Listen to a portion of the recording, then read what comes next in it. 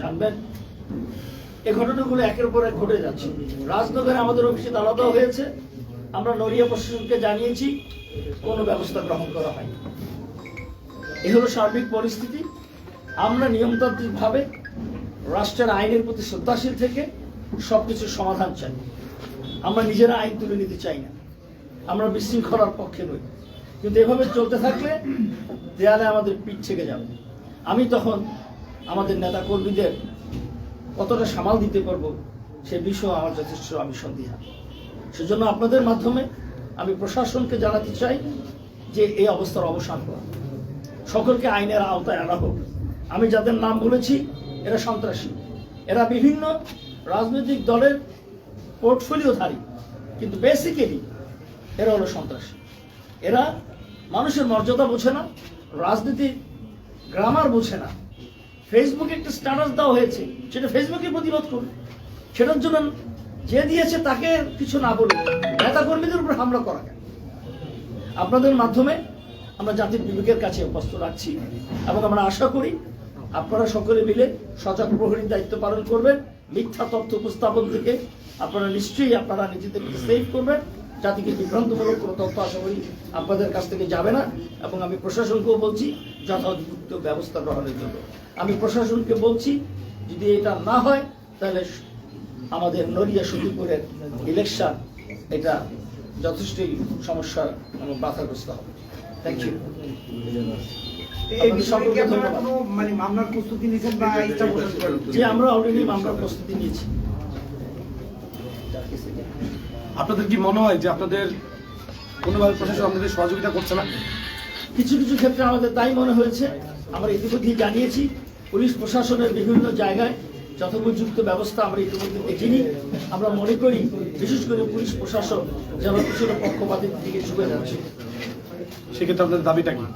সেক্ষেত্রে আমাদের দাবি হলো নিরপেক্ষ, প্রফেশনাল এবং অভিজ্ঞ, যাদের মেরুদণ্ড সোজা, যারা দুর্নীতিকে প্রশ্রয় দেয় না, যারা নিজেরা দুর্নীতিতে আক্রান্ত না, এমন অফিসারদেরকে লক্ষ্মীপুর নড়িয়া এবং জেলার দায়িত্বে দেওয়া হোক। এটি আমাদের সিএসির কাছে, মাননীয় সিএসি মহোদয়ের কাছে এই মুহূর্তে এটাই আমাদের দাবি। আসসালামু আলাইকুম, আমি কাজী মনিরুজ্জামান, টেলিভিশনের রিপোর্টার।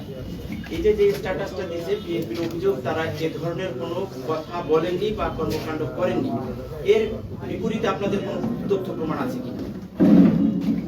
বিএনপিতে স্ট্যাটাস দেওয়ার প্রশ্ন নাই। আমাদের এক কর্মী একটা স্ট্যাটাস দিয়েছে, সেজন্য আমাদের নেতাদের উপর হামলা হচ্ছে। বিএনপির স্ট্যাটাস কিন্তু কোনো কথা আমরা বলছি যে স্ট্যাটাসকে কেন্দ্র করে এই সংঘর্ষ, সেই স্ট্যাটাসটা তারা দেয়নি, তারা তো দিবে না। আপনারা বলছেন দিচ্ছে, এই কারণেই কিন্তু ভুল আপনাদের বুঝেছেন, কর্মী দিয়েছে। আপনি বুঝতে ভুল বুঝেছেন।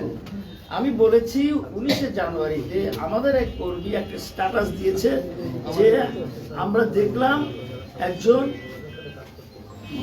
মহিলা মেম্বার, আজকে দেখলাম ভোজেশ্বরের একজন বর্তমান মহিলা মেম্বার না ভোটের জন্য গ্রামে হেঁটে হেঁটে জনগণকে উদ্বুদ্ধ করছে।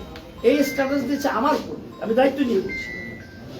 এটা কেন দিল ওই মহিলা মেম্বার বিএনপি? এটা কেন দেওয়া হয়েছে? সেজন্য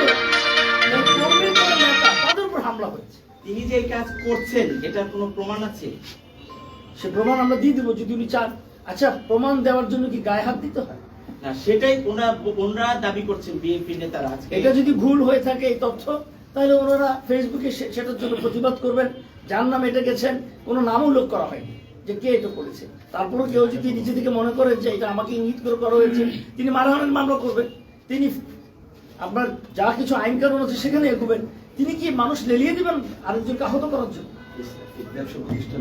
এবং ব্যবসা প্রতিষ্ঠানে যে হামলা করে ব্যবসা প্রতিষ্ঠান ক্ষতিগ্রস্ত করা, মানুষের সাধারণ জীবিকা ব্যাহত করা, হুমকি দেওয়া, এটা কি কোনো সাধারণ বিবেকের কাজ হলো বলেন? আর কারো প্রশ্ন আছে আপনাদের? না, থ্যাংক ইউ। আপনাদের সকলকে ধন্যবাদ। আপনারা কষ্ট করে এসছেন। প্রশ্ন করছিল যে মহিলা মেম্বার বা যে নারী স্ট্যাটাস দিচ্ছে যে না ভোট দেন, এটাকে কেন্দ্র করে আমাদের এক কর্মী বলছেন যে অমুকে স্ট্যাটাস দিচ্ছে কিন্তু যাই হোক, সুস্থ ঘটনার কাছে পরিবেশ করবো না। এরকম